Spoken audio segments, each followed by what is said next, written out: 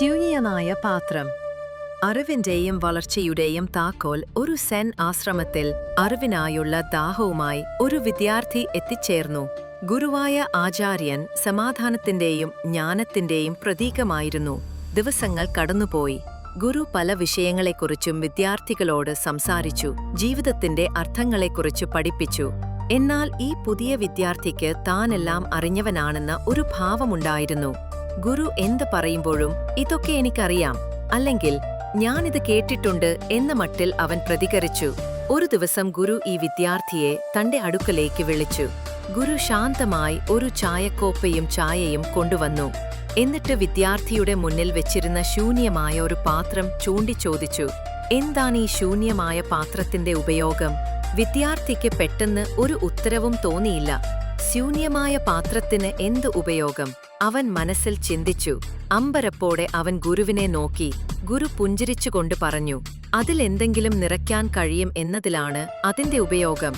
ആ വാക്കുകൾ ആ വിദ്യാർത്ഥിയുടെ മനസ്സിൽ ഒരു ഇടിമുഴക്കം പോലെ പതിഞ്ഞു. അവന്റെ അഹങ്കാരം ഒരു നിമിഷം കൊണ്ട് ഇല്ലാതായി. താനെല്ലാം അറിഞ്ഞവനാണെന്ന് കരുതിയ അവന്റെ പാത്രം ശരിക്കും ഒന്നും നിറയ്ക്കാൻ പറ്റാത്ത ഒരു പാത്രമായിരുന്നു. പുതിയതൊന്നും ഉൾക്കൊള്ളാൻ അവൻ തയ്യാറായിരുന്നില്ല. അറിവ് എന്നത് ഒരു നദി പോലെ നിരന്തരം ഒഴുകിക്കൊണ്ടിരിക്കുന്നതാണ് എന്നും അത് സ്വീകരിക്കാൻ നമ്മുടെ മനസ്സ് എപ്പോഴും ഒരു ശൂന്യമായ പാത്രം പോലെ തുറന്നു വെക്കണം എന്നും അവൻ മനസ്സിലാക്കി. അന്നുമുതൽ ആ വിദ്യാർത്ഥി തന്റെ കാഴ്ചപ്പാടുകൾ മാറ്റി. അവൻ അറിവിനെ വിനയത്തോടെ സമീപിച്ചു. ഗുരു പറയുന്ന ഓരോ വാക്കുകളും പുതിയ അർത്ഥങ്ങളോടെ അവൻ ഉൾക്കൊണ്ടു.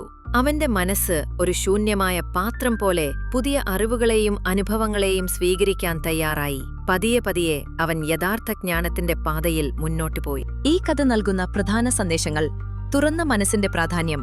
നമ്മുടെ മനസ്സ് ഒരു ശൂന്യമായ പാത്രം പോലെയാകണം. പുതിയ കാര്യങ്ങൾ പഠിക്കാനും പുതിയ അനുഭവങ്ങൾ നേടാനും നമ്മൾ എപ്പോഴും തയ്യാറായിരിക്കണം. എനിക്കെല്ലാം അറിയാം എന്ന ഭാവം പുതിയ അറിവുകൾ സ്വീകരിക്കുന്നതിന് ഒരു തടസ്സമാകും. വിനയം അറിവിന്റെ അടിസ്ഥാനം. അറിവുള്ളവനാണെന്ന് സ്വയം നടിക്കുമ്പോൾ യഥാർത്ഥ അറിവുകൾ നമ്മളിൽ നിന്ന് അകന്നു പോകുന്നു.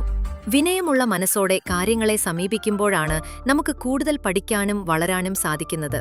തുടർച്ചയായ പഠനം ജീവിതം ഒരു നിരന്തര പഠന പ്രക്രിയയാണ്. ഓരോ ദിവസവും പുതിയ കാര്യങ്ങൾ പഠിക്കാനും നമ്മുടെ കാഴ്ചപ്പാടുകൾ വികസിപ്പിക്കാനും അവസരങ്ങളുണ്ട്. ആ അവസരങ്ങളെ സ്വീകരിക്കാൻ നമ്മുടെ മനസ്സ് എപ്പോഴും തുറന്നതായിരിക്കണം.